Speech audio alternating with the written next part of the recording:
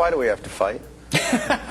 The two of you, can't we just say something nice about John Kerry? Welcome to MsMojo, and today we're counting down our picks for the top 10 heated moments on talk shows. It's not a debate. It's a debate between us. You're in the audience. Audience comes from the Latin to listen. For this list, we'll be looking at moments where hosts and/or guests alike turn talk shows into scream shows. See what we did there? Were you lucky enough to see these moments in real time? Let us know in the comments below. Number 10, Rosie O'Donnell versus Elizabeth Hasselbeck. The View. This moment was the blueprint for how the Ladies Who Punch book of non-fiction, which may soon appear on your screens as a television series, tackled political discourse. I gave you an opportunity. You don't give me anything. You don't have to give me. I asked you a question. I asked you a question. And you wouldn't even answer You it. didn't answer your own question. In late May of 2007, The View hosts attempted to have a civil discussion about the war in Iraq. Elizabeth Hasselbeck mistakenly identified Iraq as our enemies, which was Rosie O'Donnell's green light to go in for the kill. You just said our enemies in Iraq. Did Iraq attack us? No, I'm saying Al-Qaeda. Okay, did Iraq attack us, Elizabeth? The argument quickly devolved into their personal conflict.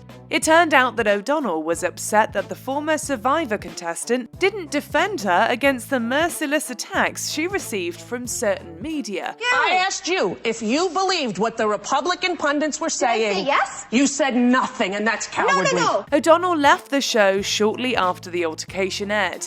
This seemingly left future hosts with the formula to take on hot topics, pick a side, take personal digs at each other, rinse and repeat. That is cowardly. It's directing the show. Let's go to commercial. Let's go to commercial. I need a drink of water. Let's go to commercial. Number 9, Madonna versus the FCC, Late Show with David Letterman. This entry is considered one of the most infamous and bizarre moments in late-night television. First of all, you're not irritated at all. You're not irritated at all. I know this is a little... You're not irritating me. Okay, good. Are you trying to? No, I'm not trying to irritate you. Actually, you do irritate me sometimes. Well, you kind of irritate me too. David Letterman began by joking about Madonna's personal life. As Madge materialized on stage, she retaliated by handing him a pair of her underwear. When she asked him to smell her unmentionables, after a few minutes in, chaos ensued with an interval chock full of innuendos and F-bombs, 14 of them to be exact. There seems to be a lot of confusion right now. Yeah, guess why? Is it because I've been saying... America clutched its pearls and filled the FCC's inbox with complaints. The two seem to have patched things up when Madonna surprised Letterman for Valentine's Day the following year. During a 2015 interview, the Queen of Pop disclosed that she had been dating Tupac at the time of the Letterman debacle, and she was feeling, in her words, gangster. Incidentally, you are a sick...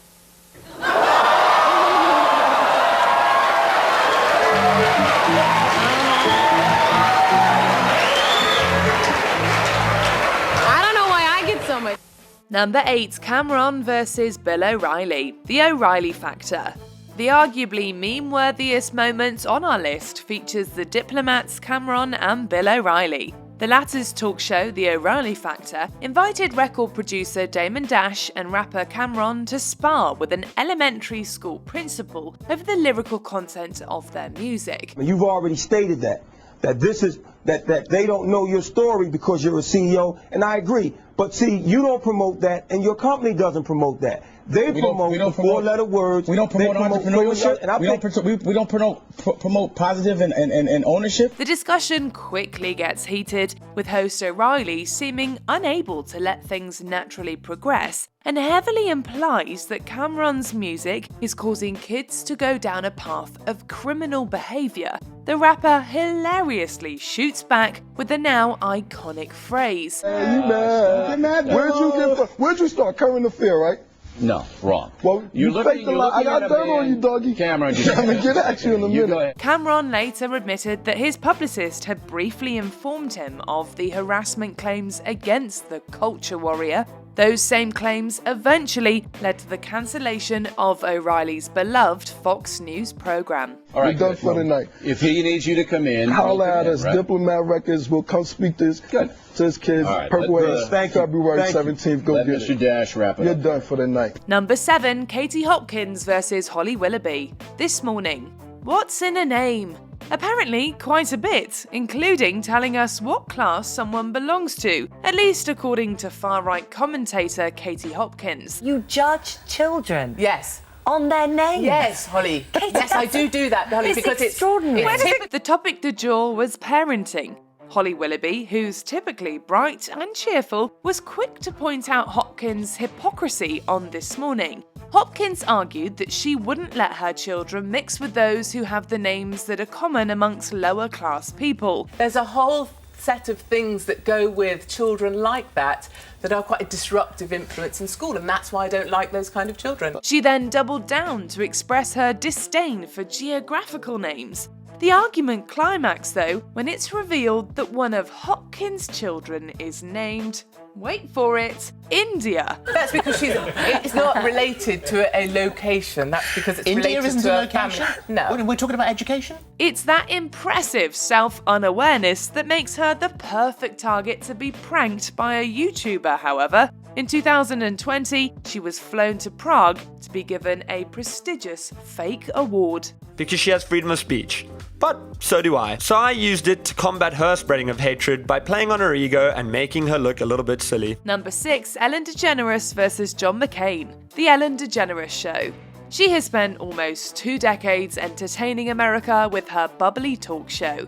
However, that doesn't mean Ellen shies away from an awkward moment. So let's talk about it. Let's talk about the big elephant in the room. During his 2008 presidential campaign, John McCain made an appearance on the popular talk show in the hopes of promoting his platform to Ellen's huge audience. Instead, she took the Republican senator to task and questioned him about gay marriage. Women just got the right to vote in 1920.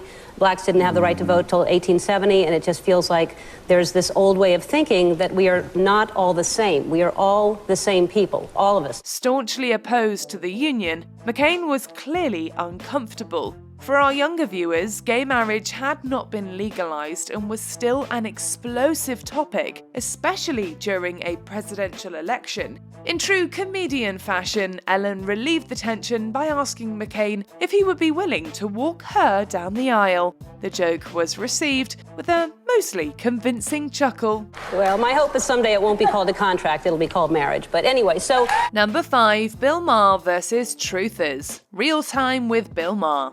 The uncensored talk show host welcomes all kinds of controversial figures on his late-night program, but only when they're participating on his panel of guests. During an unrelated segment, audience members began to heckle the host. Like I even, you know, boy, sometimes here at CBS, I wish the sound wasn't working. If you listen closely, you'll discover that they're conspiracy theorists who believe that the attacks in September 2001 were an inside job. I don't think President Bush brought down the World Trade Center. And cows disagree with me. Almost like a series of nesting dolls, the hecklers kept resurfacing even after Maher jumped off the stage to kick them out himself. Though these conspiracy theories have been debunked, they have still been shared and memified widely. Maher's audience simply became a living example of misinformation spread out of control. How come I don't fire my audience department is really the question that's running through my mind, right? Yeah, don't be gentle with them. Ass kicking is what's called for. Number 4, Jon Stewart versus Crossfire. Crossfire. CNN has perfected the art of turning political debates into prime-time entertainment with their divisive talk show. You're doing theater when you should be doing debate, which would be great. No, it's not honest. What you do is not honest. What you do is partisan hackery. Crossfire's format featured 2 hosts that represent 2 opposing sides of an issue as they interview one or more guests. When they booked the hosts of a satirical news program, they probably expected some light-hearted jabs that would result in some decent ratings. Wait, I thought you were going to be funny. Come on, be funny. No, I'm not going to be your monkey. Instead, Jon Stewart accused the program of partisan showboating and essentially pleaded with the network to stop inflaming political division amongst their audiences. I'm here to confront you because we need help from the media, and they're hurting us. The conversation went off the rails when Tucker Carlson, bow tie and all, resorted to insults. Stewart retaliated by calling Carlson a name referring to the phallus. It may come as no surprise that Crossfire was cancelled for the first time only 3 months after this episode. You know, the interesting thing that I have is you have a responsibility to the public discourse, and you fail need to get a job at a journalism miserably. school, I think. You need to go to one. Number 3, Andy Dick versus Security, Jimmy Kimmel Live. Okay, I apologize for that. I'm sorry. I think, you know what I think it was? I think he was really drunk. This former co-star of NBC's News Radio is one of the most controversial celebrities to date. His laundry list of public offences has been the subject of news articles, think pieces, and roasts. During this interview alongside Ivanka Trump, Andy can't keep his hands to himself. He gropes the future first daughter's leg and is promptly told to behave. Ivanka tries to play it off, but she's clearly uncomfortable. Andy Dick rubs Ivanka's leg, something that seems inconceivable in these days of the Me Too movement. He even propositions her. When he grabs her again to ask for a kiss, security swarms the stage and drags him away feet first. Since the incident, it's clear Andy still hasn't learned his lesson. The footage emerged following Dick's recent arrest for allegedly groping a stranger on a sidewalk in Los Angeles. Number 2, Russell Brand versus Westboro Baptist Church. Brand X with Russell Brand. It doesn't take a scientist to predict the outcome of hosting the notoriously homophobic Westboro Baptist Church and gay men on the same stage. On his short-lived talk show, Russell Brand made an attempt to find some mutual understanding between the two parties. I'm an openly gay man and I'm a Christian because God is love and His love is for everybody, not just for you two gentlemen. Unless you repent of that sin, you're going to hell. Not lie. After playing a fun game of who goes to heaven or hell, Brand invited some gay friends of his on stage. That went over exactly how you would expect. You guys have to be civil. We're going to respect you, so you respect us, okay? You're a we sodomite deserve the and a same right hypocrite. you do, all right? Despite Brand's intentions, there was no unity, nor was there any productive discussion. After the show, the church carried on with its crusade. Give me a cuddle. Give me a cuddle.